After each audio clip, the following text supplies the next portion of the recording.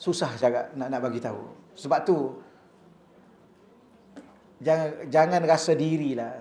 Rasa kita dengan Allah. Sabarlah sekejap dengan pasangan yang ada. Saya tak tahan, Ustaz. Tahan sekejap. Kan dia tak tahan. Saya dah tak sefahaman. Cuba faham. Cuba sikit lagi. Kok faham. Sebab apa? Sebab kadang-kadang kita ni kan, contoh, tahu-tahu besok dia meninggal. Tak menyesal kita.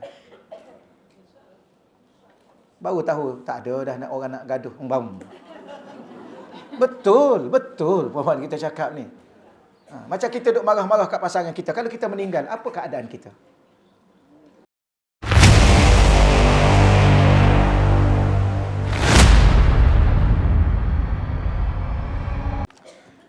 Baik, alhamdulillah wassalatu wassalam ala Rasulillah wa ala alihi wa sahbihi wa man walah, amma ba'd. Sekali lagi dimuliakan, dihormati tuan-tuan dan puan-puan, muslimin muslimat yang dirahmati Allah Subhanahu wa taala sekalian.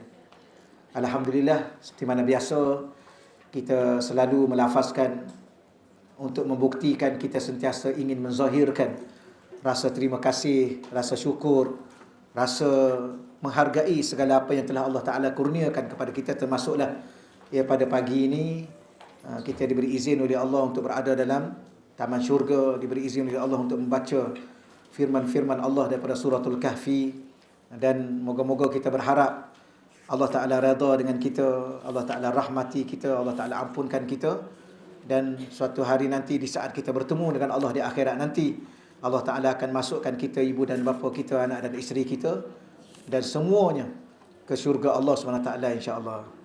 Jadi untuk pagi ni, muka surat berapa ya? Saya ni suara saya tak okey sikit. Tadi saya nak masuk, tadi saya niat saya nak baca cepat. Rupanya saya baca paling lambat. Ya Allah, suara tak boleh pergi. Muka surat berapa kita? Nak khatam dah kita ni kan? 136. 136 dah. 136 khatam lah. Ya Allah. Baik, 136 ni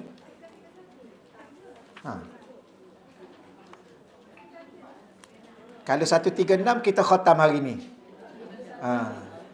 Untunglah siapa-siapa yang kali pertama dia hadir hari ni khatam terus. Kan? Ni kali pertama hadir tu khatam. Alhamdulillah. Okey. 136 ke 131? 136. Tak apalah, yang sebelum tu baca-baca sendiri. Kan? Baik, 136 ni kesinambungan perbahasan daripada muka surat 134. Menghayati maha luas ilmu Allah. Daripada situ, setelah kita menghayati dan kita menyandarkan seluruh diri dan hidup kita ini kepada ilmu Allah, tak payahlah kita ni sandarkan kepada ilmu kita sendiri. Sebab tu tajuk hari ni, mengakui diri yang jahil segalanya. Jahil segalanya. Itulah hakikat. Kita rasa kadang-kadang kita tahu kan. Kita rasa kita kadang-kadang kita berilmu. Kita rasa kadang-kadang kita ada maklumat itu, maklumat ini. Rupa-rupanya pada hakikat yang sebenar-benarnya, di sebalik itu kita pun banyak benda yang kita tak tahu. Mungkin satu lapis kita tahu, 2-3 lapis ke depan tu kita tak tahu. Satu langkah kita tahu, 2-3 langkah ke depan kita tak tahu. Macam hari ni, apa berlaku tengah hari ni? Kepada diri kita. Kita tak tahu. Pagi ni kita sihat. Siapa yakin tengah hari dia masih sihat? Tak tahu. Jadi apa yang tahunya? Yang tu yang kita kata, kita nak belajar yang tu untuk hari ni lah. Baik, yang ni sebenarnya khusus kepada orang-orang yang digelar ahli ilmu. Dan Allah pun dah bagi tahu dalam Quran surah Al-Isra, banyak kali juga kita ulang, wa ma utitum minal ilmi illa qalila. Tidak aku bagi ilmu kepada kamu wahai manusia kecuali sedikit. Qalil, sedikit. Tapi malaikat dia makhluk yang baik. Maka dia cakap apa ke Allah? Subhanak, maha suci engkau wahai Allah. La ilma lana, kami tak ada ilmu. Ingat ayat tu kan dalam surah Al-Baqarah tu? Illa ma allamtana. innaka antal alimul hakim. Qalu subhanak. Mereka berkata, maha suci engkau, wahai Allah. La ilma lana, kami tak ada ilmu. Kecuali ma allamtana, ilmu yang kau ajar pada kami. Kalau harap kat kami, tak ada apa kami. Padahal malaikat tu sangat dekat dengan Allah. Berinteraksi langsung dengan Allah. Melihat, orang panggil apa? Makhluk-makhluk Allah yang besar-besar. Ada malaikat yang tengok arash. Bahkan mereka memegang arash. Ada malaikat yang duduk di langit pertama, kedua, ketiga sampai ketujuh. Maknanya mereka langsung nampak benda-benda yang hebat-hebat yang dicipta oleh Allah. Maka ilmu mereka sangat luas. Kita ni tahu kat bumi ni pun kita tak tahu semua. Apatah lagi yang kat langit. Tu nak bagi. Tapi malaikat tahu tak kat atas muka bumi? Malaikat tahu. Sebab ada malaikat yang jaga hujan, ada malaikat yang jaga tumbuh-tumbuhan, ada malaikat yang jaga binatang, bahkan ada malaikat yang jaga kita.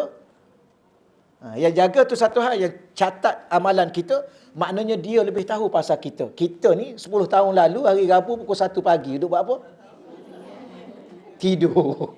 Ya ke tidur? Duduk minum teh tarik kedai mamak. Kita dah tak ingat ada 10 tahun lalu. Malaikat ada semua, dia tahu semua. Dia tahu semua pasal kita, sebab dia yang catat. Ni. Tak nampak?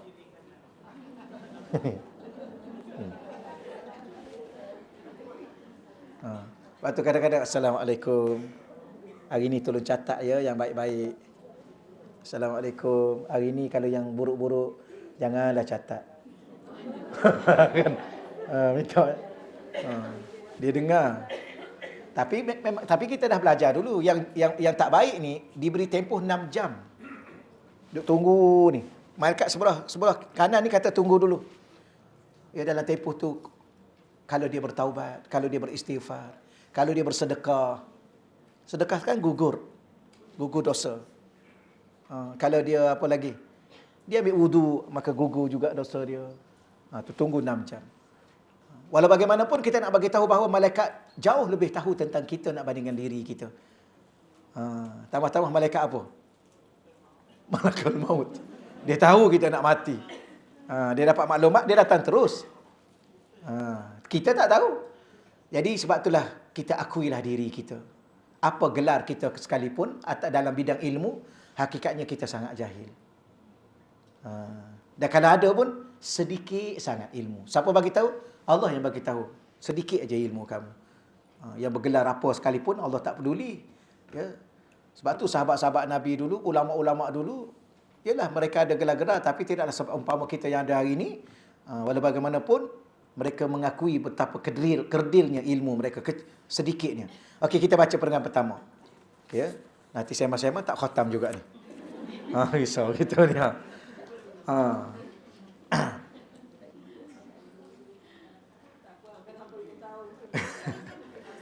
Oh, ya Allah kan. Tengok Allah Ta'ala tu kan. Dia dah susun dah. Baik, kita sebagai hamba Allah. Ni selalu nak kena ingat. Ya, dalam bab ilmu tu, nak cakap lebih-lebih pun tak payahlah. Kita sekadar hamba. Apa makna hamba? Diri kita bukan milik kita. Jadi apa yang ada kat kita pun bukan kita punya. Ilmu, harta, pangkat, apa segala-galanya bukan kita punya. Sebab kita sendiri pun bukan kita punya. Jadi kita sebagai hamba Allah yang menyedari diri kita. Yang serba dan segala jahil. Segalanya jahil. Ni kadang-kadang ginilah puan-puan sekalian, kadang-kadang ayat ni nampak supaya apa? Supaya pengajian kita ni pengajian tauhid. Nanti jangan cakap begini pula, alah takkanlah segala-galanya tak tahu. Jadi tapi kalau kita belajar tauhid, memang hanya Allah yang tahu. Kitanya semua tak tahu. Kalau kita rasa juga kita tahu walaupun sedikit, itu syirik yang tersembunyi. Berkongsi. Ya, kerana apa? Kerana Allah tu adalah, tengok. Tak apa, saya nak cakap tadi. Yang malaikat cakap tadi apa? Last sekali malaikat Allah sebut apa? Innaka antal alimul hakim. Maka malaikat kata, maha suci Allah, la ilma lana. Kami tak ada ilmu. Kecuali ilmu yang kau ajar kami. Last sekali malaikat cakap, innaka, engkaulah sebenar-benarnya. Al-alim, yang maha mengetahui. Al-hakim, yang maha bijaksana. Apa maksud tu? Malaikat mengiktiraf hanya Allah. Hanya engkau, wahai Allah. Kami tak ada. Tapi kalau ada pun, sedikit. Dan yang sedikit itu pun, yang kau yang ajar kami. Bukan kami yang pandai belajar. Kita ni kadang-kadang kita rasa kita pandai kan. Saya ni pandai. Dulu dapat 10A. Best student. Dapat apa? Dekan. Tak dapat? Tak pandai? Kan? Tak dapat. Baru ni sajalah nak selingan sikit supaya cepat habis masa. Kan? Baru ni dari Ustaz Dasuki best student. Baru ni. Masa master saya. Baru ni saya tak dapat. Tak dapat. Saya dapat 3.9 aja. Ustaz Dasuki 4. Flat dia. Saya, ya Allah, kenapa saya tak dapat? Menyesal saya. Cakap hari ni pun masih lagi terasa. Tak apalah nak kata kita ni pandai. Allah yang bagi. Kalau Allah nak bagi kat siapa-siapa, Allah boleh bagi kat siapa pun. Sebab tu kita kalau nak minta, jangan minta dengan orang. Contoh Allah bagi dia kaya. Kita pun pergi jumpa dia, kita minta dengan dia. Jangan, minta dengan Tuhan yang maha kaya tu. Dia pun dah Allah bagi. Sama juga ilmu. Memang kita datang belajar. Tapi sebenarnya ilmu tu Allah yang bagi. Bukan guru yang bagi. Guru tu pun, ilmu yang ada kat dia tu pun Allah juga yang bagi. Itu antara hakikat yang kita kena faham. Jadi sebab tu saya tulis di sini, segalanya jahil. Supaya apa? Supaya menafikan segala-gala pada diri kita dan mengisbatkan hanya Allah saja yang maha berilmu. Kita ni tak berilmu. Habis yang ada ni diberi ilmu. Lain ya, sedia berilmu. Sebab tu bolehkah saya sebut sikit? Walaupun banyak kali dah saya ulang ni, saya sebut lagi sekali lah ya. Ingat lagi tak yang puan-puan catat mungkin sebelum daripada ini, ilmu ni kata ulama dibahagi kepada dua. Ilmu tu dibahagi dua. Satu ilmul qadim. Ilmul qadim. Yang kedua ilmul hadis. Apa makna ilmul qadim? Ilmu yang sedia kala, yang tidak ada permulaan ilmu itu dan tidak akan pernah ada kesudahan ilmu itu. Ilmu siapa? Ilmu Allah. Itu adalah ilmul qadim. Allah itu sudah sedia berilmu. Kita ni, kalau saya tanya soalan, puan-puan pun mungkin ingat, agak-agak masa umur berapa puan-puan rasa ada ilmu sikit? Adalah, tahulah membaca, tahu menulis, tahu mengira. Masa umur berapa? Darjah 1 lah ya. Maknanya ada permulaan. Okey? Dan ilmu kita ni dinamakan ilmu hadis. Apa makna ilmu hadis? Ilmu yang ada permulaan dan pasti akan ada pengakhiran. Kita tak akan mungkin sentiasa berilmu, tak. Ada 3 perkara yang berlaku pada diri kita, ilmu kita akan lenyap, akan hilang, akan berakhir. Pertama, lupa. Lupa. Yang kedua, lupa ni okey lagi. Sebab kadang-kadang dia datang balik, lupa-lupa ingat. Ingat-ingat lupa. Kan? Ini satu. Yang kedua, nyanyuk. Nyanyuk ni biasanya dia akan hilang habis. Kadang-kadang dia pun dia tak ingat dia mandi ke tak. Pernah jaga. Saya pernah jaga moyang saya. Masa tu panggil mak. Mak dah mandi? Dah semua dah siap dah. Mandi kat mana? Kat sini ya. Mana mandi atas tilam dia tu. Dia nyanyuk. Okay. Tapi kalau kita bagi makan, kita tanya dah makan? Belum. Semalam pun tak makan lagi. Kalau dia bagi makan. Ini pengalaman. Seronok juga tau. Seronok kita jaga. Sebab saya dulu tak pernah duduk dengan atuk. Tak cerita dah. Pergi masuk. Saya nak ceritanya sempat dengan moyang. Saya duduk dengan moyang. Moyang yang bela saya. Dan tidak berilmu, tadi kita ulang baliklah. Ketika kita sebagai hamba Allah yang menyadari diri kita yang serba dan segalanya jahil dan tidak berilmu, pasti akan bergantung kepada Allah dan bergantung pada ilmunya, ilmu Allah. Apa? Oh, nak satu lagi? Meninggal. Oh, tak tahu yang tu ya? Ingat dah tahu, saya tak cakap. Yang ketiga meninggal. Meninggal habislah ilmu tu. Hari ni aja orang panggil ustaz. Kalau mati hari ni, jenazah aja, bukan ustaz. Hari ni orang gelarlah kita profesor, doktor. Mati hari ni, jenazah atau mayat aja. Mana ada lagi ahli ilmu? Nampak tak? Nanti orang tanya, kenapa prof tu duduk kat depan pada imam? Tu bukan prof yang duduk depan imam. Prof dah balik jumpa Tuhan. Habis yang ada tu, itu mayat. Apa yang nak berbangganya? Nak sombong dengan apa dengan ilmu yang ada? Tapi dunia hari ni kadang-kadang rasa terpaling tahu. Dia seorang aja tahu kat muka dunia ni. Orang lain semua tak betul. Ini bahaya. Perangai ni perangai bahaya.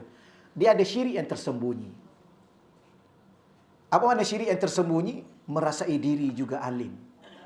Padahal yang alim, yang berilmu adalah Allah. Selainnya hanya diberi aja. Kalau dah diberi tak payahlah. Ya. Diberi apa? Diberi pinjam. Nak bangga juga. Ada ke tuan-tuan orang pinjam kereta orang, lepas tu berbangga dengan orang tuan tu. Kita ni, Allah bagi pinjam ilmu, lepas tu sombong dengan Allah. Subhanallah. Tu yang kita takut. Okeylah, jadi 3 ni dah cukup dah. Ingat dah tahu. Kita pun tak cakap lah. Baik, kehidupan ini sangat sempit bagi kita sekiranya ingin menguruskan kehidupan peribadi kita semata-mata bergantung kepada diri kita. Bergantung pada diri ni banyak. Kalau ada ilmu, dia bergantung pada ilmu. Kalau ada harta, dia bergantung pada harta. Pada ada jawatan, dia bergantung dengan jawatan. Kalau ada kuasa, dia bergantung dengan kuasa. Padahal, kita lihat pada diri sesiapa sekalipun, sampai satu saat ilmunya tak boleh buat apa-apa untuk diri dia. Tak boleh bantu dia. Contoh dalam bab sakit. Contoh. Ada doktor yang ada ilmu dalam bidang perubatan. Dia sendiri pun tak mampu nak rawat sakit dia. Apa? Macam mana tu? Itulah Allah nak tunjuk kepada kita. Sama juga ustaz, sama juga tuan guru, sama juga siapa sekalipun yang kita nampak ilmunya luas. Kadang-kadang masalah dia pun tak boleh nak selesai. Kenapa Allah buat begitu? Sebab Allah nak sedarkan orang itu dan diri kita sebagai ambil pengajaran. Tengok Firaun. Dia bawa segala bala tentera dia. Duduk tengah laut. Allah zam, tutup. Mana bala tentera? Dia dan bala tentera tu tenggelam sama. Allah nak bagi tahu apa? Bukan kamu, aku. Kamu bawalah kekuasaanmu. Kamu bawalah tentera-tenteramu. Aku boleh lenyapkan begitu. Kerana apa? Hidup ni bukan tentang dirimu. Bukan kekuasaanmu. Bukan ilmumu. Bukan harta bendamu. Tu kena ingat ya.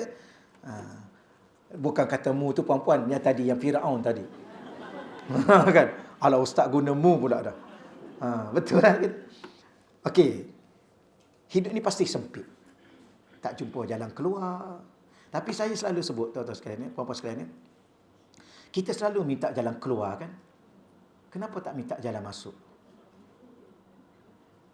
Kalau ada masalah nak keluar je kita. Cuba masuk dulu dalam masalah tu. Sebab apa? Sebab ada doa dalam surah Al-Isra.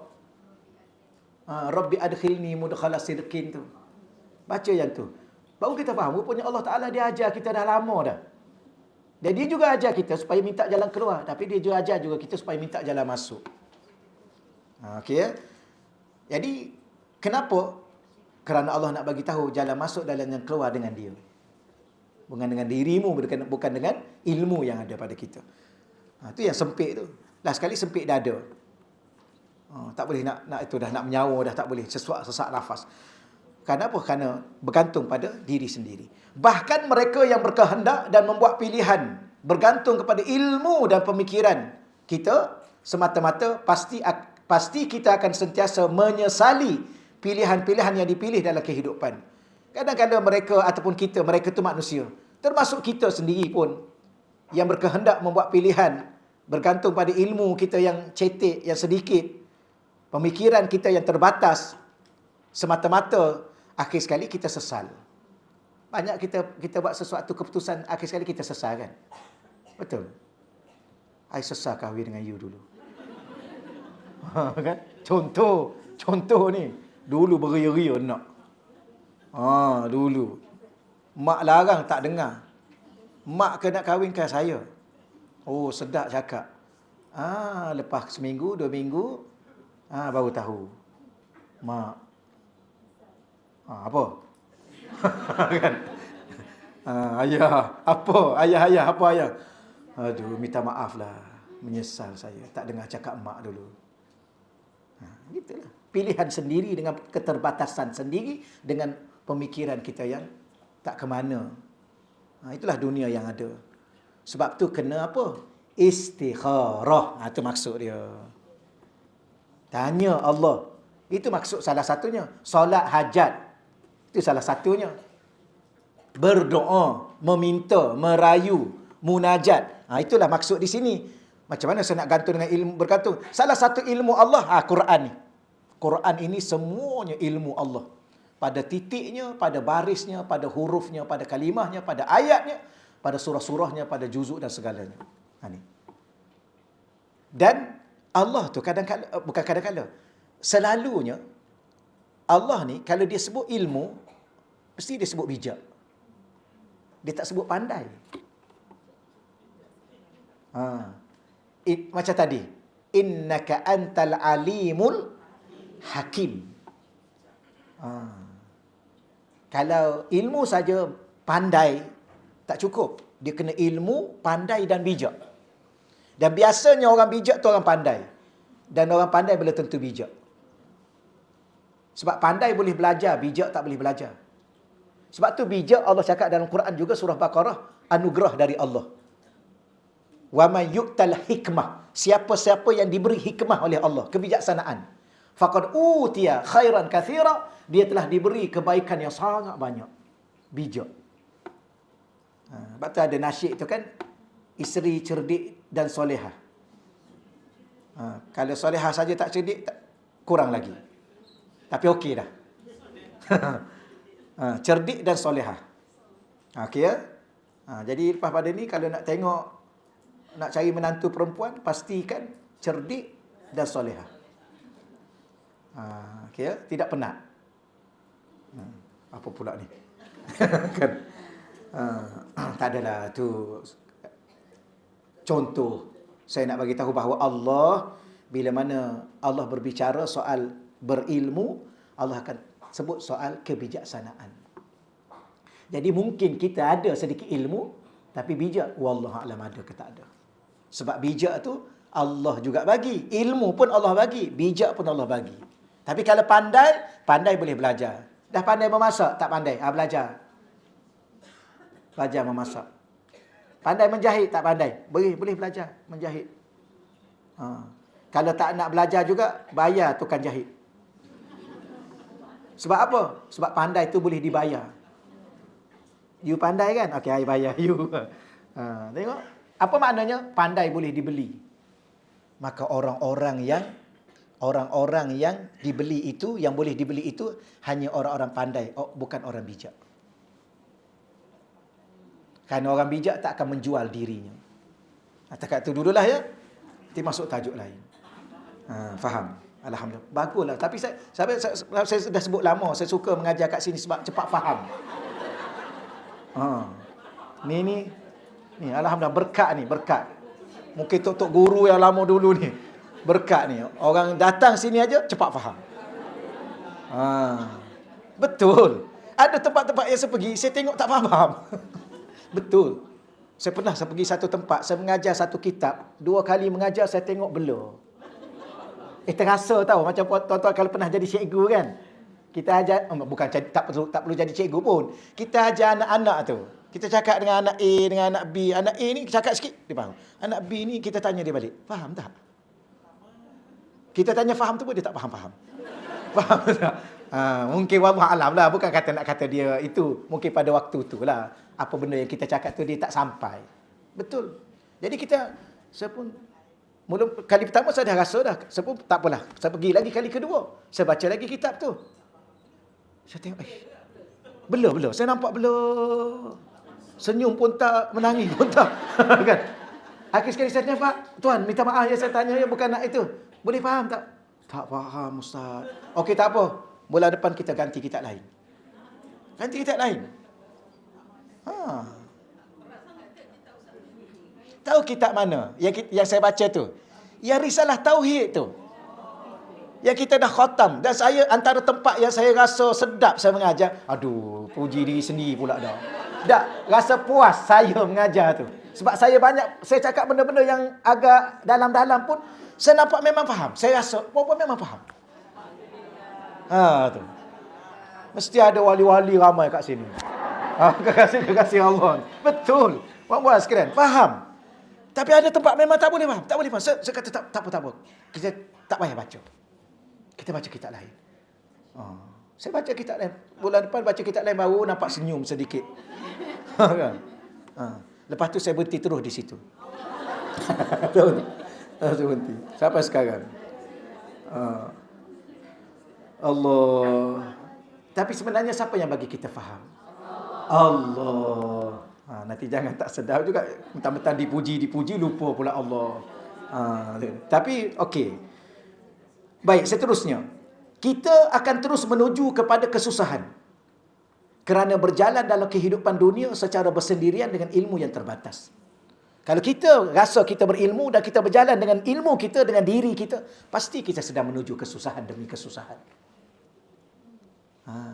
Kalau orang itu berjalan dengan Allah, pasti akan berakhir dengan senang. Kerana Allah kata apa? Fa inna ma'al usri yusra. Mesti senang last sekali. Tapi lepas susah. Apa cerita ni sebenarnya ni? Maknanya orang tu sedang berjalan dengan dirinya semata-mata dan kadar ilmu yang terbatas pada diri dia.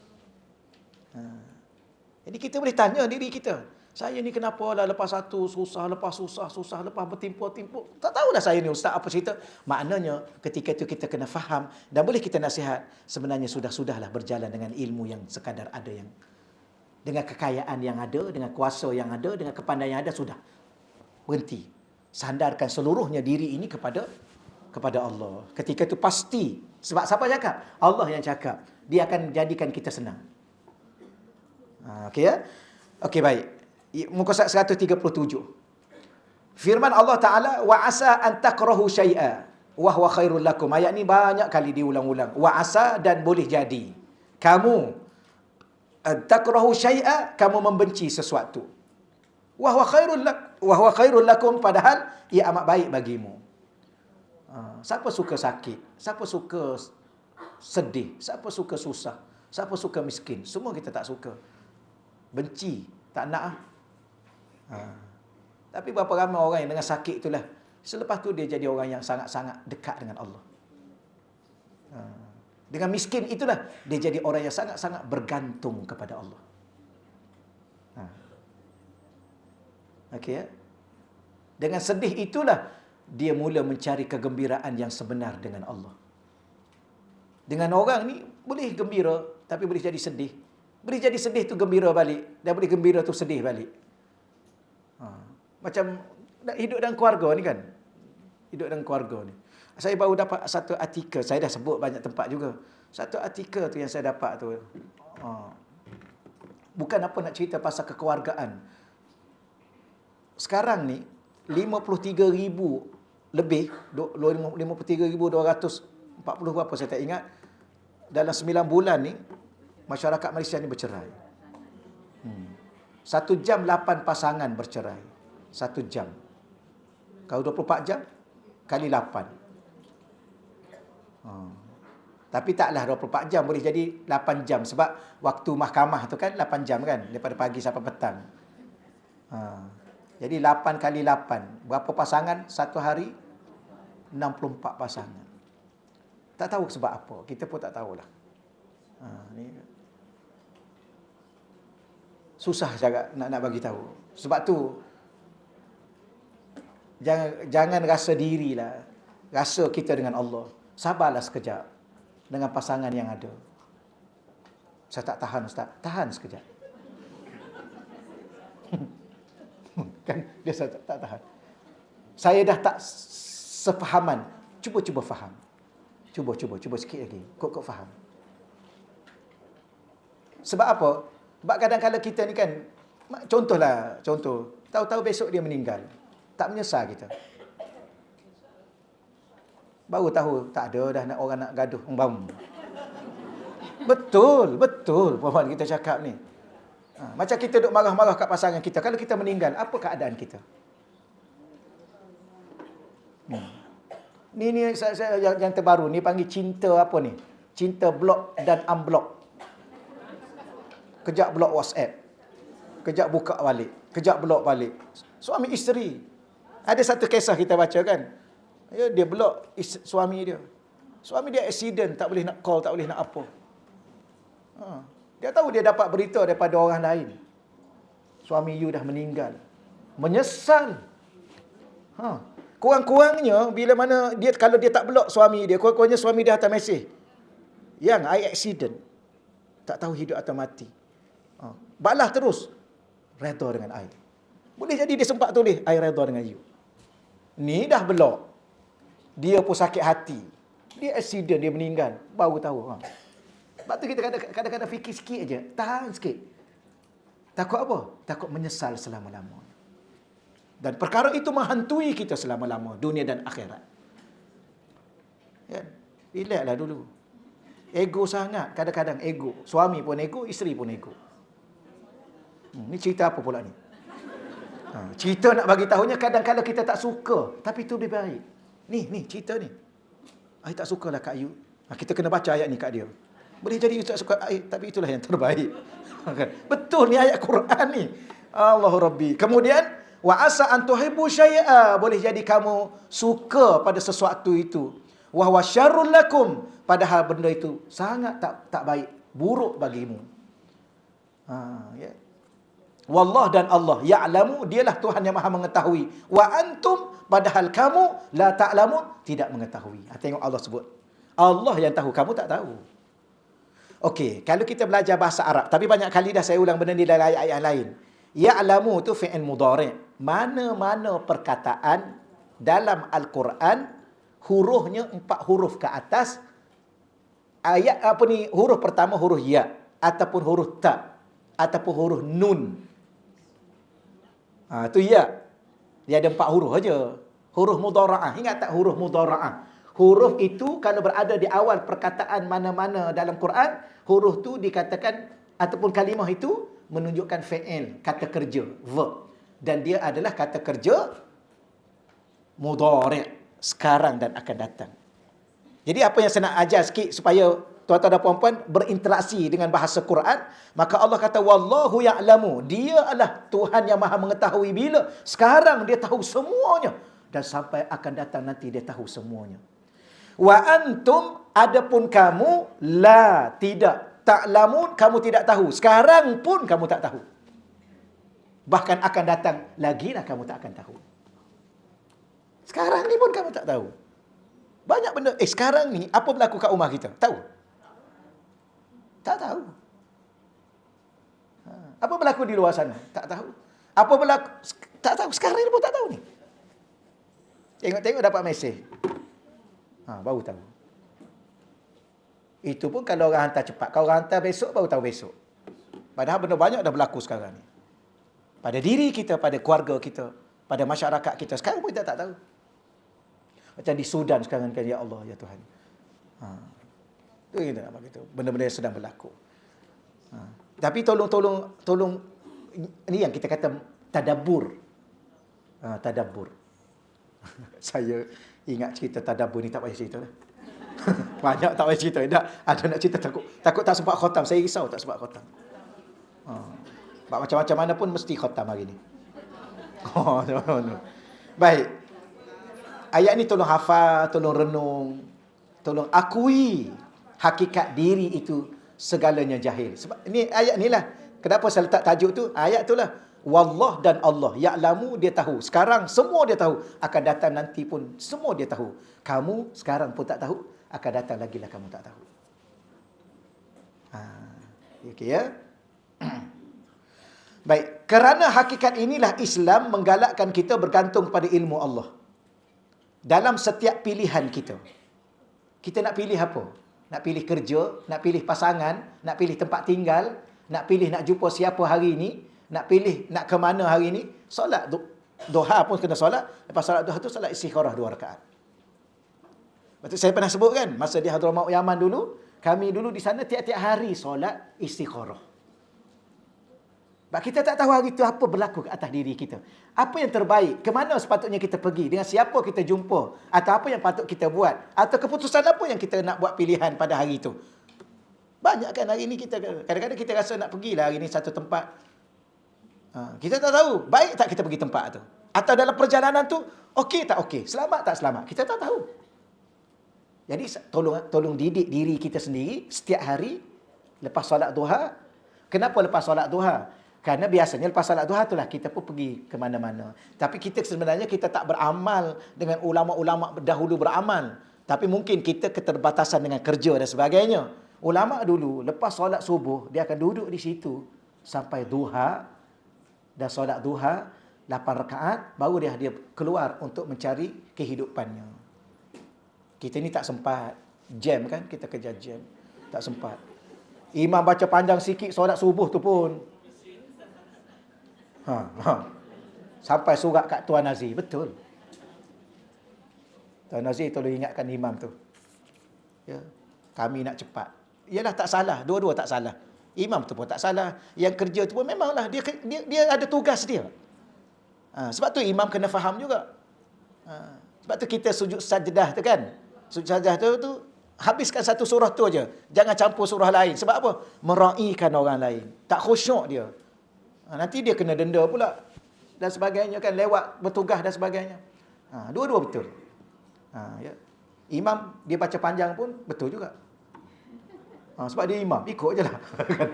Tapi imam yang meraihkan makmum. Nabi pun pesan. Tengok belakang dulu. Ya, jangan betulkan saf. Dia menghadap sana. Dia kata betulkan saf. Betul, minta maaf saya cakap kan. Dia kena pusing lah. Betulkan saf tu. Itu yang Nabi cucuk perut. Ingat tak? Sebab Nabi membetulkan saf, Nabi menghadap ke sini. Itu bagus Nabi tahu. Yang seorang sahabat tu ke depan sikit. Itu Nabi tolak tu ke belakang. Tapi kita duduk menghadap ke sana. Betulkan saf, betulkan saf. Tahu tak betul ke tak betul? Tak tahu. Lepas cakap 2 kali, orang dah tengah betulkan, kita Allahu Akbar. Sebab tu nak jadi imam kena belajar. Kena belajar, bukan kata pandai baca Quran, mentang-mentang pandai baca Quran boleh naik jadi imam. Belum tentu. Banyak perkara yang kita nak kena buat. Contohlah tu ya, contoh. Allah. Jadi solat istikharah. Dalam meminta petunjuk daripada Allah untuk membuat sebarang keputusan dalam kehidupan kita. Sama ada keputusan tu kecil ataupun keputusan tu besar. Apatah lagi. Tapi kita kata, alah nak buat apa istikharah. Hari ni nak pergi pasar ke tak nak pergi pasar? Takkan nak solat istikharah.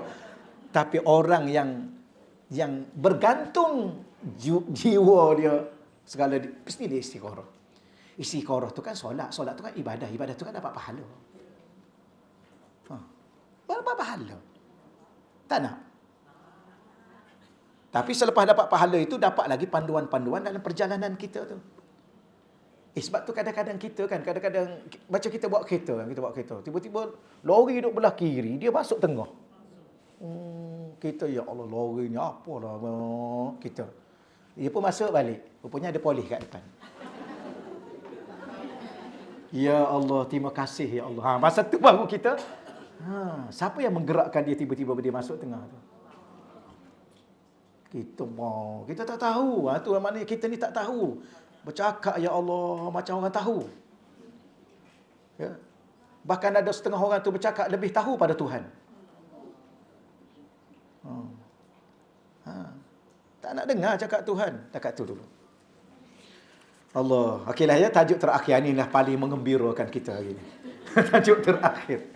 Ya Allah. Saya pun lama dah baca. Saya tak nak suka baca. Ada satu tempat tu saya baca lama sangat kitab tu. Akhir sekali saya baca muka surat akhir. Baru ni khatam. Adalah dah tinggal sikit lagi lah. Tinggal dalam sikit ada jugalah dalam 50 muka surat lagi. Saya kata tuan-tuan dah lah kita baca kitab ni, saya cakap di Masjid Jenjarum baru ni. Masjid Jenjarum. Saya kata saya tak nak baca kitab ni. Saya kata lama sangat dah. Dah 2 tahun kan? 2 tahun Ustaz. Okey tak apa. Malam hari ni kita baca lah sekali. Bulan depan kita baca kitab lain. Boring baca yang lama-lama ni. Dia penting ilmu ni bukan itu yang pentingnya ilmu. Bukan sebab tu guru saya dia pesan Anta Bakri, anta kena mengaji ilmu, bukan mengaji kitab tau. Ada orang lepas khatam satu-satu, lepas khatam satu, lepas khatam satu, tanya satu pun tak ingat. Itu belum mengaji kitab, bukan mengaji ilmu. Itu kena tahu tu.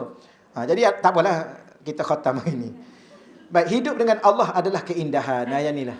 Tidak ada sebuah kehidupan yang terindah dalam menjalani hidup ini. Apatah lagi baki-baki umur yang ada. Biarlah dilalui dengan sebuah keindahan. Okey? Dengan siapa? Hidup dengan Allah. Dengan Dia. Apa makna dengan Dia? Saya cakap umum dulu. Dengan apa? Dengan Dia. Dengan Islam yang Dia turunkan. Dengan Al-Quran yang Dia turunkan. Dengan Nabi yang Dia utuskan. Dengan taufiknya, dengan hidayahnya. Dengan redanya, dengan keampunannya, dengan kasih sayangnya, dengan cintanya. Dengan segala-gala, dengan Dia.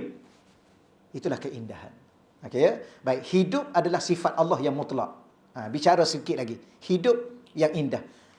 Saya pernah sebut pada tuan-tuan, kita ni ada 3. Pertama kita ada, yang kedua kita hidup, yang ketiga kita melalui kehidupan. Hidup dan kehidupan. Yang kita dah faham. Jadi hidup tu sendiri, macam mana nak lalui kehidupan kalau kita tak hidup? Sebab tu orang meninggal sudah habis kehidupannya. Untuk dunianya. Dia memulakan kehidupan yang lain. Sebab tu kenapa Allah hidupkan balik? Untuk menjalani kehidupan yang lain. Kalau tak hidup, tak akan ada kehidupan. Jadi kita nak bagi tahunya di sini, hidup itu sendiri sifat Allah, bukan sifat kita. Sebab tu kita bukan hidup, kita dihidupkan oleh Allah. Yang dihidupkan boleh dimatikan. Macam kita hidupkan kereta tu lah. Bangun pagi-pagi, hidupkan kereta. Kereta tu tak hidup, kita yang hidupkan dia. Jadi dia dihidupkan oleh kita. Tak kira lah dengan button ke dengan apa? Anak kunci ke, tak kira lah. Tapi tadi ada mati kat tak tadi? Ketinggal gitu aja, takut dia mati. Begitulah saya dengan tuan-tuan dan puan-puan. Allah hidupkan sekejap, Allah nak mati bila? Allah matikan. Kalau tok-tok guru dulu dia ibaratkan kita ni umpama apa tu yang pelita tu yang apa tu? Sumbu dia tu. Sumbu pelita tu. Pelita tu akan padam bila-bila masa. Walaupun sumbunya masih panjang. Minyak habis. Kita ni tunggulah minyak nak habis dah ni. Kan? Gitulah keadaan diri kita. Sebab tu hidup Allah yang maha hidup. Wa tawakkal 'alal hayyil ladzi la yamut. Bertawakallah kamu kepada Allah. Siapa Allah? Al-Hayy, Tuhan yang maha hidup. La yamut, dan tak akan mati-mati selama-lamanya. Baik, namun Allah tetap menganugerahkan kepada makhluk-makhluknya daripada kalangan jin, manusia dan haiwan serta tumbuh-tumbuhan untuk mengecapi nikmat kehidupan dalam bentuk yang sesuai bagi mereka. Jadi Allah bagi kat kita rasa nikmat. Jadi hidup ni satu nikmat. Dan merasai hidup tu pun satu nikmat. Okey, maka hayatilah. Hayati itu kan sebenarnya daripada hayah, perkataan hidup. Hiduplah dan ataupun laluilah kehidupan ini sebagai anugerah Allah. Sebab tu bersyukurlah dengan apa yang ada. Kurang-kurangnya kita ada dan kita hidup. Orang lain dah tak ada, dah tak hidup dah. Apa lagi nak boleh cakap? Tak boleh cakap apa-apa dah. Kurang-kurangnya walaupun kita sakit kan, kadang-kadang kita sakit, kadang-kadang kita susah, kadang-kadang kita sedih, kadang-kadang kita kecewa. Okeylah, kurang-kurangnya kita masih lagi merasai. Masih lagi kita merasai. Okey ya? Sesuatu yang sepatutnya kita boleh rasa. Kalau dah tak ada apa yang boleh rasa. Lepas tu dengan apa yang ada, hargailah. Boleh ya? Hargai. Tak apalah, perangai-perangai sikit-sikit pun biarlah. Terima je lah. Betul.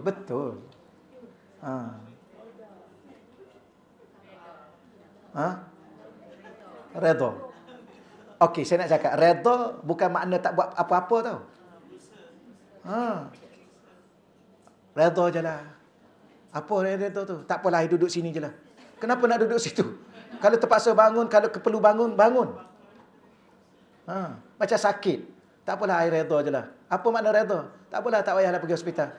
Itu bukan redha, itu malas. Redha ni redha tu terima dulu apa yang Allah buat kat kita. Sakit, okey terima tak? Okey terima. Tu redha. Habis lepas tu, pergi jumpa doktor. Makan ubat. Masuk wad. Tak sembuh di hospital, pergi pusat-pusat rawatan Islam. Tak sembuh juga. Bangun malam, solat tahajud, minta sembuh. Itu baru reda. Sama juga sabar. Sabar tu bukan kata tak menangis. Kenapa ni? Sabar. Itu degil, bukan sabar. Menangis itulah sabar. Kita kadang-kadang orang datang cerita masalah kat kita. Orang tu cerita masalah berat, masalah dia. Kemudian dia menangis. Kita bercakap pula, sabar, sabar. Apa sabar tu? Berhenti menangis? Bukan sabar, bukan berhenti menangis. Teruslah kalau ingin menangis. Kan lepas menangis tu kan lapang rasanya. Ni kadang-kadang sabar. Itu bukan sabar tu. Sebab tu kadang-kadang kita kena belajar juga ya. Saya ada buku yang saya tulis, Why Always Me, dah siap dah. Adalah Kak Teguh, Why Always Me dia bahasa buku. Kalau Why Is It Always Me itu betul bahasa tulisan. Ada saya tulis benda. InsyaAllah kalau ada masa ke depan nanti kita boleh baca insyaAllah. Menarik juga. Puji buku sendiri. Ini yang masalah. Okey, kita teruskan. Takut tak sempat khatam. Tak nak khatam juga hari ni. Aduh, saya pun nak khatam. Okey, hayatilah kehidupan ini sebagai anugerah Allah. Ya, semuanya adalah anugerah. Okey, Allah tak akan bagi kat kita benda yang akan merosakkan kita, mensia-siakan kita. Mungkin kita tak pandai pakai benda tu, tak pandai guna, tak pandai manfaatkan. Okey. Nak marah kat TV ke nak marah kat kita yang terpedaya dengan TV? Kita lah. Kan nak marah kat telefon. Telefon ni lalai lah, buang lah. Bukan masalah telefon, masalah kita yang tak pandai. Sama juga apa yang ada ni. Sebab dia anugerah daripada Allah. Baik, nescaya setiap hari yang kita lalui akan jadi indah. Kalau kita lihat segala-gala itu anugerah Allah, dan kita minta tolong Allah, ya Allah, aku tak tahu macam mana aku nak lalui kehidupan dengan orang ni, ya Allah. Ni hamba-Mu ni, milik-Mu ni, degil ni. Cakap. Ya, kau cakap kat orang, ke kita. Cakap betul. Ya Allah. Ya Allah. Suami aku tak dengar cakap. Tolonglah ya Allah, dia milik-Mu. Hatinya kepunyaan-Mu, dirinya kepunyaan-Mu. Engkau bagi dia pinjam ke aku, ya Allah. Kau ambillah ya Allah. Aku cakap. Pandai-pandailah cakap puan-puan sekalian. Sebenarnya kita ni kan, minta maaf saya cakap gitu. Saya banyak mengaji dari sudut mana? Dari segi syekh saya cakap kat saya, engkau kena bagi tahu Allah. Engkau ni kurang bercakap dengan Allah, dia cakap. Kau buat pandai-pandai kau sendiri. Saya apa-apa, sampai sekarang syekh saya ni tiap-tiap hari, dia pula mesej kita hari-hari. Kadang-kadang semua ada, syekh aku penat lah. Aku penat. Doa kat aku penat. Bukan penat badan pun dah penat, tapi jiwa aku penat. Dia kata, engkau buat apa Bakri, engkau penat? Aku rasa engkau ni kurang bercakap dengan Allah. Kau duk rasa diri engkau yang boleh buat sendiri, padahal engkau lemah. Apa-apa engkau kena cakap kat Allah. Itu dia pesan. Jadi rupa-rupanya salah satunya dia ajar kita ni kurang berinteraksi dengan Allah. Bagi tahu, semua tu Allah punya. Dia boleh ubah bila-bila masa je. Jangan kita rasa kita nak ubah dia. Itu yang tak berjaya. You jangan risau. I akan ubah you. Siapa kita? Kita pun tak berubah-ubah. Betul puan. Macam kita dengan anak kita. Kita rasa kita ibu, kita rasa kita ayah, kita rasa kita okey. Kita boleh didik dia. Bukan. Bagi tahu Allah, ya Allah ni, ya Allah anak ni, engkau yang bagi amanah pada aku. Aku milik engkau, dia pun milik engkau, ya Allah. Ya Allah, kadang-kadang aku tak mampu, tolong ya Allah anak ni, ya Allah. Tolong buat dia ni. Dia tak dengar cakap, ya Allah. Tolonglah buat dia dengar cakap, ya Allah. Dia malas, ya Allah. Tolong buat dia rajin, ya Allah. Aku tak mampu nak buat dia rajin. Dia malas solat, ya Allah. Bagi tahu. Allah akan dengar. Pasti Allah akan dengar. Tapi dah kita rasa kita pun pergi rotan dia. Kita pun tengking dia. Kita pun marah-marah. Akhir sekali kita kata, mak tak reda dengan awak. Tengok. Kenapa sampai ke tahap itu kita? Sedangkan dia milik Allah. Kita juga milik Allah. Inilah indah. Sebab tu kenapa tak indah? Sebab kita bersandar pada diri kita. Dan kita mencari keindahan itu pada makhluk. Sedangkan yang indah itu pada Tuhan yang Maha Indah. Itulah. Baik, indahnya hidup ini seandainya kita tahu dan menghargai bahawa kita datang dari Allah. Indahnya hidup ini sekiranya kita sedar diri dan apa yang kita miliki adalah kurniaan Allah. Semua indah. Allah bagi kita sakit. Alhamdulillah. Bukan alhamdulillah dengan sakit. Alhamdulillah dengan sakit itu dapat sabar. Sabar tu yang indahnya. Bukan sakit. Tapi kalau tak sakit, macam mana tahu kita sabar? I penyabar. Apa ujian yang you lalui? Tak pernah ada. Penyabar tahu mana penyabar? Dan macam mana kita nak sabar kalau tak ada ujian? Dengan ujian tu baru kita sabar. Dengan sabar itulah indahnya hidup.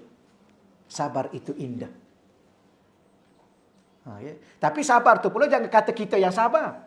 Kita minta dengan Allah, ya Allah tolong jadikan aku sabar. Kalau harap kat aku tak mampu nak sabar. Itu baru indah. Allah akan anugerahkan sabar yang terindah. Itulah. Apa yang indah daripada sabar tu? Allah kata apa? Innallaha ma'as sabirin. Allah sentiasa bersama dengan orang sabar. Allah kata apa lagi dalam Quran? Wallahu yuhibbus sabirin. Allah cinta sangat-sangat pada orang sabar. Itu yang indahnya. Kita dah mula dicintai oleh Allah dan kita mula mencintai Allah. Dan Allah sentiasa bersama dengan kita. Kita sentiasa dengan Allah. Itulah yang indahnya. Bukan sakit itu indah. Siapa kata sakit indah? Kalau orang kata bergembiralah dengan sakit-sakit yang ada. Mana boleh gembira dengan sakit? Tak ada. Tapi bergembira dengan sabar yang... Kerana apa? Kerana sabar itu ada sebuah kegembiraan. Kegembiraan tu bukan sabar semata-mata. Di sebalik sabar tu lagi. Sebab tu kita kena last sekali kita nampak Allah. Sebenarnya salah macam tu. Dah. Mula-mula tu dah nampak Allah. Kelas sekali dah tak ada apa dah, dah tak boleh buat apa dah. Baru nak nampak Allah. Itu yang tak indahnya kita. Kita ni cari Allah bila? Masa dah tak ada tak boleh dah. Dah surrender. Baru cari Allah. Itu silap saya. Itu silap kita. Last sekali sedih kita. Dengan diri sendiri. Ya. Indahnya hidup ini jika kita mengakui bahawa kita sekadar menumpang bumi Allah. Yang mana bila-bila masa sahaja kita akan dimatikan oleh Allah. Orang yang hidup macam ni, dia tak sombong. Dia tak khianat orang, dia tak maki orang, dia tak fitnah orang. Dia tahu dia sekadar menumpang je kat dunia. Allah boleh ambil dia bila-bila masa. Tak berbaloi pun kita duk bergaduh dengan orang, duk fitnah orang. Tak berbaloi sikit pun kita nak tunjuk kita ni hebat. Hebat apa? Mati juga. Kalau tak mati baru betul-betul hebat. Hebat apa? Sakit juga. Hebat apa? Sekejap sakit kepala, sekejap sakit perut, sekejap sakit lutut. Hebat apa? Tuan dia? Duduk lama sikit, bangun pun tak boleh. Hebat apa? Subhanallah. Tak pelik kan orang ni. Hebat apa? Tak ada apa pun kita ni. Itulah. Ketika tu dia akan lahirnya keindahan. Tapi kalau kita hidup dengan sombong, tak indah.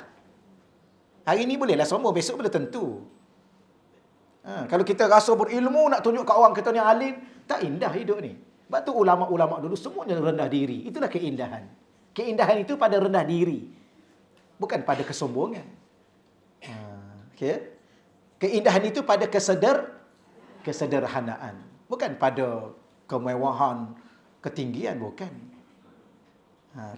Okey, muka surat 139. Kenapa dikatakan indah? Indahnya hidup dan kehidupan di saat kita kembalikan diri kita kepada asal diri kita. Yang ni antara kunci yang saya nak sebut. Puan-puan, kita balik raya jam 12 jam, 15 jam, 20 jam. Baru ni raya baru ni. Dia kata 15 minit lagi aku nak sampai 24 jam. Sampai kampung tengok 15 minit aja lagi. Kalau tidak 24 jam. Tapi balik. Nak balik pula. Kenapa? Hidup ini sangat indah bila mana kita bawa diri kita kepada asal diri kita. Di mana asal diri kita? Di rumah kita dilahirkan oleh ibu kita. Padahal balik mak ayah dah tak ada juga pun. Pergi mana? Pergi ke kubur je. Tapi di situ ada insan yang asal diri kita. Dipanggil apa? Darah daging. Di situ. Jadi kaedah apa? Indahnya hidup ni di saat kita bawa diri kita kepada asal diri kita. Daripada mana asal diri kita? Allah. Inna lillah wa inna ilaihi raji'un. Itulah bahasa. Sebab tu inna lillah ni bukan mati sahaja tau. Hidup sekarang ni pun kena banyak cakap innalillahi wa inna ilaihi rajiun. Sakit sikit innalillahi wa inna ilaihi rajiun. Susah sikit innalillahi wa inna ilaihi rajiun. Maka bila mana kita bawa diri kita kepada asal diri kita Allah, ketika itulah indahnya hidup ni. Sebagai contoh, ni tapi saya dah tak apalah baca jalan juga. Di saat hari raya akan menjelma, yang paling indah bagi kita bukan hidup di hari raya. Ya. Tetapi di saat kita menikmati hari tersebut bersama dengan ibu dan bapa yang mana mereka lah asal atau sebab adanya diri kita. Hari raya tak penting sangat, yang penting ibu dan ayah kita. Okey ya. Kalau tak raya pun tak apa. Macam kita sekarang pun nak raya lagi. Kau duk berlumba dengan anak nak beraya. Tak payahlah. Bagilah kat kau berlumba dengan cucu. Bagilah kat dia raya. Kita biasa kita layan dia orang supaya mereka merasai hari raya tu yang indah tu. Dengan siapa? Dengan kita, bukan dengan hari tu. Okay. Lepas tu bagi kita tiap-tiap hari raya kalau kita duduk dengan orang yang kita sayang, yang kita suka. Itulah hari raya kita. Tapi bila mana mereka pergi, hilang hari raya tu. Walaupun hari raya itu memang hari raya betul. Kan? Okeylah, seterusnya. Bahkan hari-hari yang kita lalui akan indah bersama ibu bapa kita walaupun bukan hari raya. Dan yang paling indah hidup ini di saat kita hidup dan melalui kehidupan dengan Allah yang mencipta ibu bapa dan diri kita. Itu lagi indah. Salah satu contoh hidup dengan Allah ialah hidup dengan bersandar dan bergantung dengan ilmu Allah. Okey, penutupnya, ni ayat ni dah baca banyak kali, kita baca mengambil barakah untuk tutup kita hari ni, khatam. Qala, berkatalah, allazi indahu ilmun. Seorang yang mempunyai ilmu dari minal kitab, daripada Alkitab. Ni cerita Nabi Sulaiman. Ya, ni nak cerita pasal kelebihan ilmu. Dan orang ini berilmu kerana dia dapat ilmu daripada Allah. Tu dia katakan, kan cerita ringkasnya kan, Nabi Sulaiman tanya, siapa yang boleh bawa istana Ratu Balqis tu ke sini? Kan Ifrit bagi cadangan, aku boleh bawa secepat mana? Secepat kalau kamu bangun, kamu belum duduk tu dah sampai dah. Tapi ada lagi qala indahu, tetapi berkata ada seorang di sisi Nabi Sulaiman, indahu ilmun, orang tu ada ilmu. Minal kitab, daripada Alkitab. Ana atika bihi, aku boleh bawa singgahsana itu kepadamu. Qabla an yatarda ilaika tarfuk, bila tempoh masanya berapa? Sebelum matamu berkedip. Bukan berkelip tu celik ada, bukan. Belum berkelip tu dah ada dah. Tengok tu. Itulah kehebatan ilmu. Ilmu siapa tu? Ilmu Allah yang Allah bagi pada orang tu. Yang kawan tu nak bagi sebelum bangun, duduk tu, belum duduk dah sampai. Tapi kena bangun dulu. Yang ni lagi hebat. Kenapa? Kerana mereka sandarkan kepada ilmu Allah.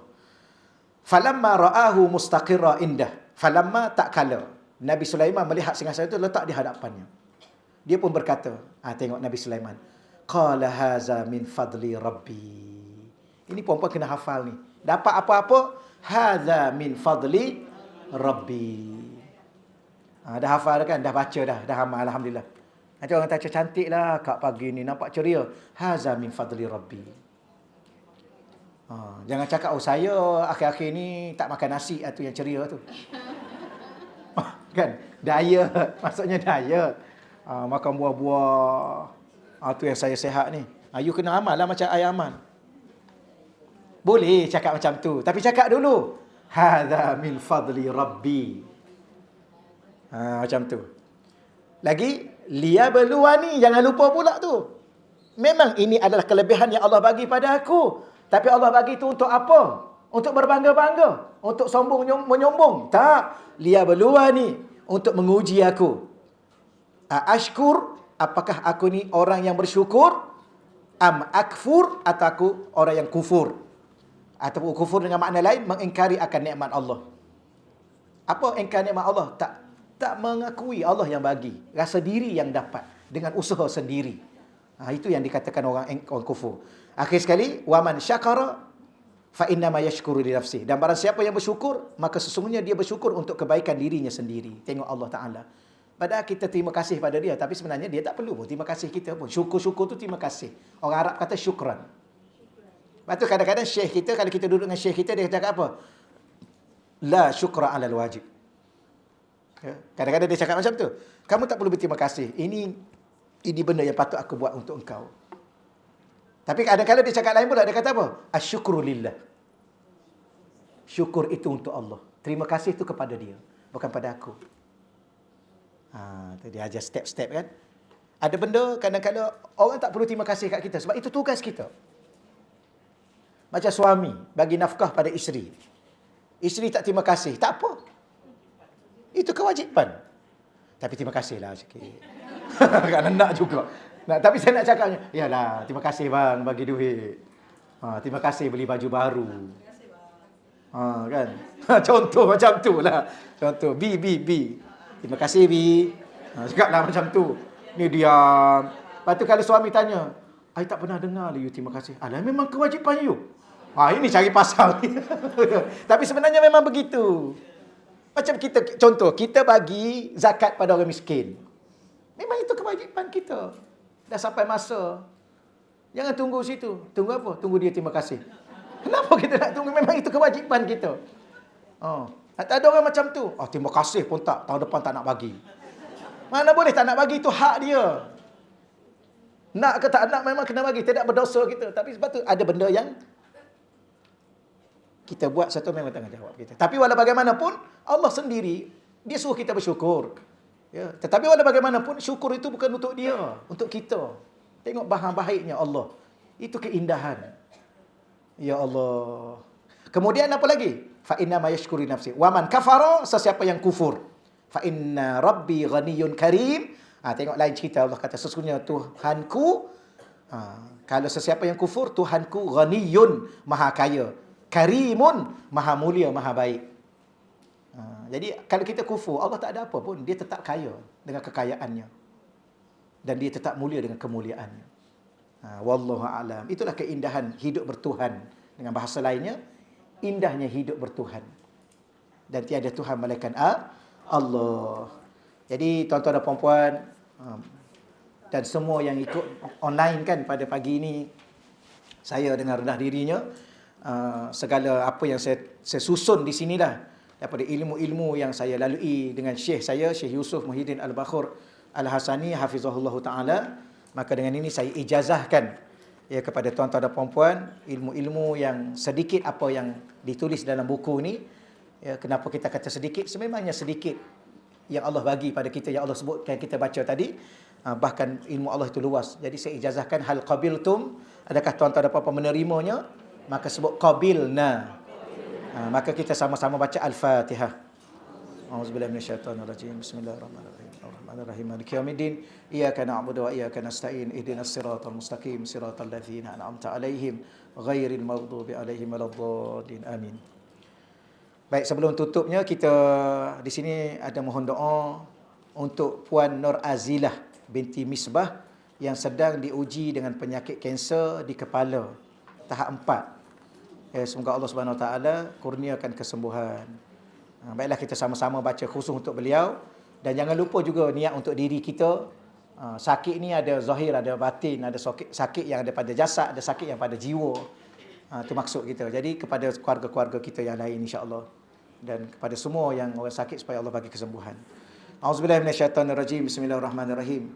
Allahumma salli ala sayidina Muhammadin tibbil qulub wa dawaiha wa afiyatil abdan wa shifaiha wa nuril absar wa diyaiha wa ala alihi wa sahbihi wa barik wa sallim. Allahumma salli salatan kamilah wa sallim salaman tamman ala sayyidina Muhammadin alladhi tanhallu bihi al-uqad wa tanfariju bihi al-kurab wa tuqda bihi al-hawaij wa tunalu bihi al-raghaib wa husnul khawatim wa istasqal ghamam wajhil karim wa ala alihi wa sahbihi fi kulli lamhatin wa nafasin bi adadi kulli ma'lumin lak. Allahumma anzil alaina ya Allah, khususan ala Puan Nur Azilah binti Misbah ya Allah, dawaan min dawaik wa shifaan min shifaik wa rahmatan min rahmatik wa barakatan min barakatik ala hazihi al-awja' wal amrad wal asqam fatabra birahmatika ya arhamar rahimin. Allahumma shfi mardana washfi mardaha ya Allah, wa sahih ajsadana wa sahih ajsadaha ya arhamar rahimin. Ya Allahumma innaka ta'lamu, ya Allah ya Tuhan kami berdoa khusus kepada kami dan khusus kepada Puan Nur Azilah ya Allah binti Misbah ya Allah. Kau turunkanlah kepada kami dan kepada beliau ya Allah kesembuhan daripada kesembuhan-Mu, penawar daripada penawar-Mu, ubatan daripada ubatanmu, keberkatan daripada keberkatan-Mu, kasih sayang daripada kasih sayang-Mu ya Allah. Sembuhkanlah beliau ya Allah, sembuhkanlah beliau ya Allah, sembuhkanlah beliau ya Allah. Dan berilah kesabaran dalam hati beliau ya Allah, dan berilah ketenangan dan kelapangan kepada beliau ya Allah. Begitu juga berilah kesabaran dan ketenangan kepada ahli keluarga beliau ya Allah. Ya Allah ya Tuhan kami, ada dari kalangan kami yang tidak murah rezekinya, kau luaskanlah rezeki mereka, berkati rezeki mereka ya Allah. Ada dari kalangan kami yang tidak tenang hatinya, maka ketenangkanlah hati dan jiwanya ya Allah. Ada dari kalangan kami yang sedang bersedih ya Allah, maka berilah kegembiraan kepadanya ya Allah. Ya Allah, banyaknya hajat-hajat kami kepadamu, Engkau lah Maha mengetahui segala hajat-hajat kami ya Allah. Tunailah hajat-hajat kami ya Allah untuk dunia dan akhirat kami ya Allah. Ampunkanlah dosa-dosa kami, maafkanlah segala kesalahan-kesalahan kami ya Allah. Rabbana atina fid dunya hasanah wa fil akhirati hasanatan wa qina adzabannar. Wa sallallahu ala sayidina wa maulana Muhammad walhamdulillahi rabbil alamin. Taqabbalallahu minna wa minkum ya karim.